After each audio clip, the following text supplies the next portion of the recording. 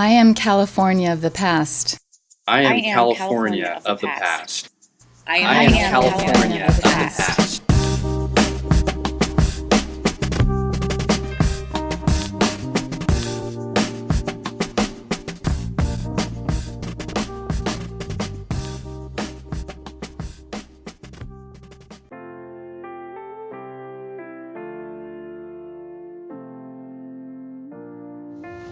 I joined Alamedans with Hope, Housing Opportunities Provided Equally, in 1966. The pastor of my church, the First Baptist Church, was involved with Hope, and he announced a meeting of people interested in fair housing in Alameda, and I attended. I wasn't even aware that there were people in Alameda who couldn't rent or buy a house because of the color of their skin. This was really eye-opening to me. Estuary Housing was a World War II housing project just east of Main Street in Alameda's West End. Over 500 units had been torn down already, and the city was threatening to demolish the remaining 112. The families were all low income, otherwise they wouldn't qualify to live there, and they were black and people wouldn't rent to them. The Alameda Housing Authority refused to resettle them in other housing authority units. So the Low-Cost Housing Committee of Estuary Housing organized the camp-in with the help of Hope and others in Alameda. They pitched tents in Franklin Park in the middle of the Gold Coast, and Hope members helped by bringing food for the campers. The city tried to drown them out by sending fire engines to hose down the park, but the estuary people stayed all weekend. We had a march through the Gold Coast in support of the camp-in, which was scary as the police stood at a corner on Grand Street and took pictures of each of us as we marched by. Hope members joined estuary tenants at the city council meeting that week, demanding that the city help the residents find replacement housing and postpone the demolition. Demolition was postponed, but the city did nothing to rehouse the estuary tenants until 1968, when a new housing authority was sworn in.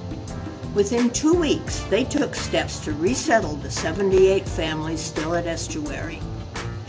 The same year as the camp-in, Hope members picketed the Atlantic Apartments on Poudre Street, which had a policy of not renting to minority people.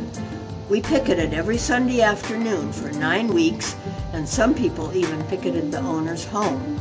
Hope provided documentation of the discrimination, and Hope members testified at the hearing in San Francisco, which resulted in a decision against the owner. One family who had tried to rent an apartment there was the Stargell family. A teacher who had taught Willie Stargell at Encinal High School made points with the judge when he testified that the Stargell family had been refused an apartment. Willie Stargell was already well known by that time as a player with the Pittsburgh Pirates.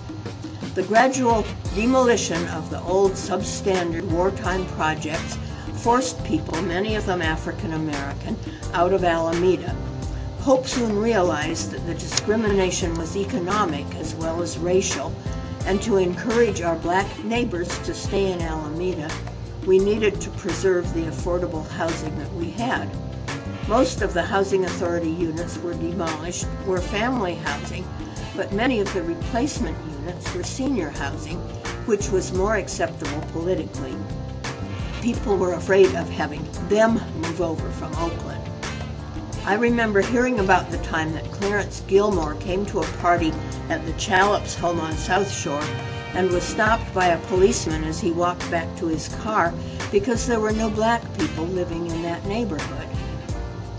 After Proposition 14, a measure that blocked the 1963 Rumford Fair Housing Act, was overthrown in 1967, landlords still refused to rent to minorities.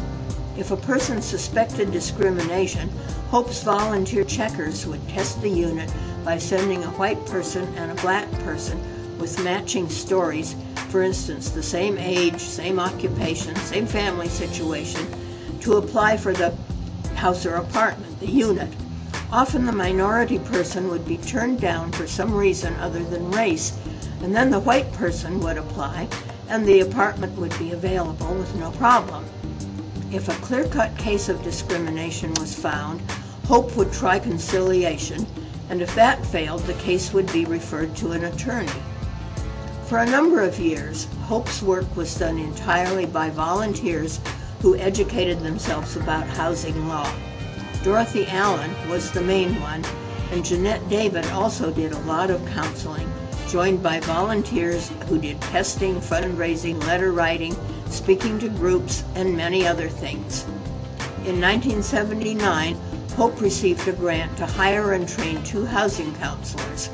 Later, county funds provided staffing, and in 1982, the council gave Hope a community block grant contract for a housing counselor and office space. Hope activities from the beginning were divided between the business of fair housing services and social activities to encourage interracial friendships. We had an active social committee that planned picnics, theater parties, wine tastings, and New Year calling, an idea that Ann Taylor had introduced from Berkeley. Each year, on whatever Sunday in January didn't have an important ball game, we would have 3 homes open for the whole afternoon. We'd have a white home, a black home, and an Asian home, which would be either Filipino, Chinese, or Japanese. We always had a good turnout. Sometimes city officials came. We even had our Congressman Pete Stark and our Assemblyman several times.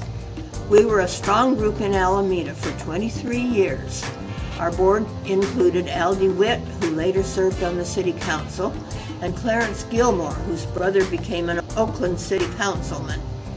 We also elected 2 of our members, Lloyd Hurwitz and George Beckham, to the city council in 1973. We closed the office in 1988 because the funds available from the city of Alameda were not enough to pay for the operation.